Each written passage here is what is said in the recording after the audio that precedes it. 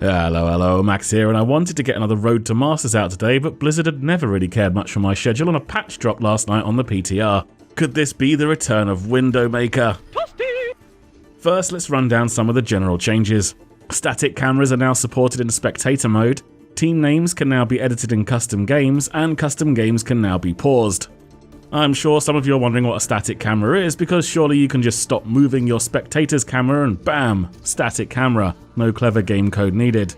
Maybe it is that simple, maybe it's not. There is a load of new keybinds in the control options for static cameras 1 to 9 and even an objective camera. I can't actually tell you what these do because they're not working in the AI custom games I've done. The spectator camera movement has also been hit with a large amount of smoothing.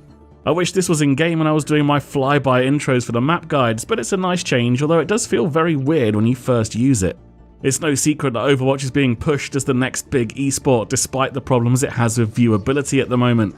It still has a long way to go to get anywhere near the level of Counter-Strike, the biggest FPS esport in the Western world, and these are baby steps towards that goal.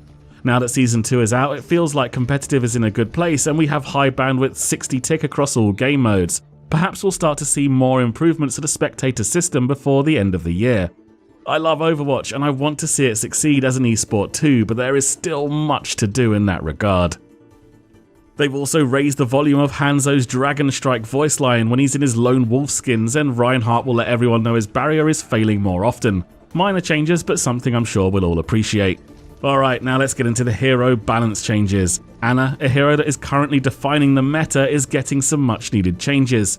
Nano Boost ultimate cost has been increased by 20%, and Biotic Grenade radius has been increased from 3 to 4 meters. The developers say so far we haven't seen any indication that Ana is too strong overall, but her ultimate charges a little too fast, especially considering the impact it can have on a match. Also, her Biotic Grenades are getting a small boost to help her hit multiple targets.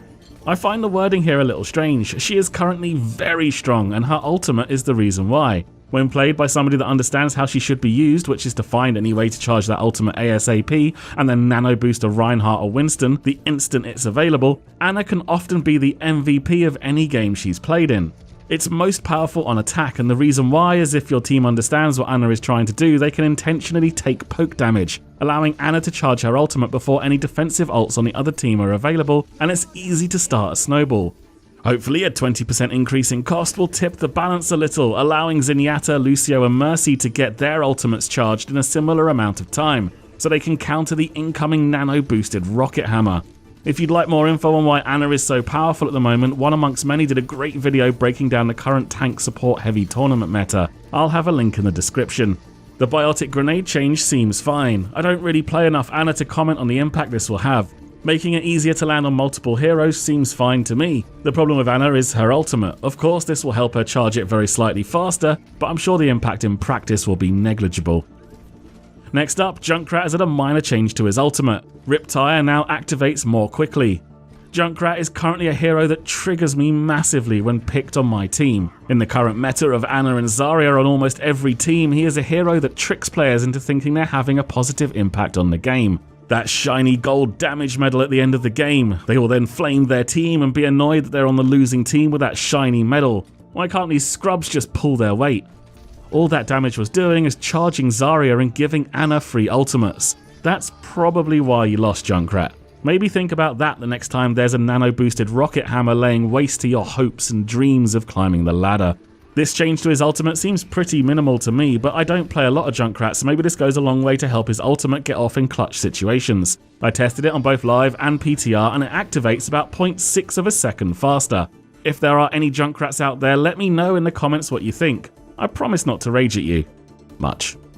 Finally, Widowmaker's scope animation has received a small buff. Scoping in animation time has been reduced from 0.5 to 0.3 seconds. Will this mean the return of quick scoping Widow?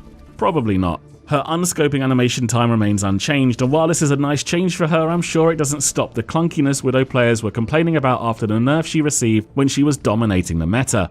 Back then, good players were able to pretty much remove the negative aspects of a sniper, and could play her as a medium or sometimes even close-range damage dealer, able to unscope and instantly rescope between every shot. Since she now has to work from long range to be effective, you almost never see her played, and when you do, no one on the team is happy about it. Perhaps Overwatch has no place for a dedicated sniper with heroes like Genji and Winston in the game. Of course, I may be way off base here. I didn't think the change to Mei's ultimate would make her a meta pick.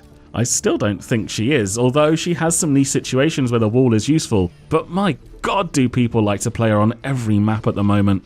That's pretty much all the noteworthy changes apart from a tweak to the way cards are displayed at the end of a game. No details into what they've done, but perhaps we'll stop seeing Zaryas who provided 6 barriers in a game. Thanks for watching. Sorry there's been a 3-week lull in content before this week, but my existential crisis is now over and I feel like I'm getting back into the proper swing of things. I've even been in discussion with Martin about getting some of his chipmunk self back on it. Until then, you can follow me on Twitter at TotallyFutile, and the Patreon campaign where fabulous people keep this channel going can be found on patreon.com/cynicalnerds. For now, take it easy, and I'll see you soon.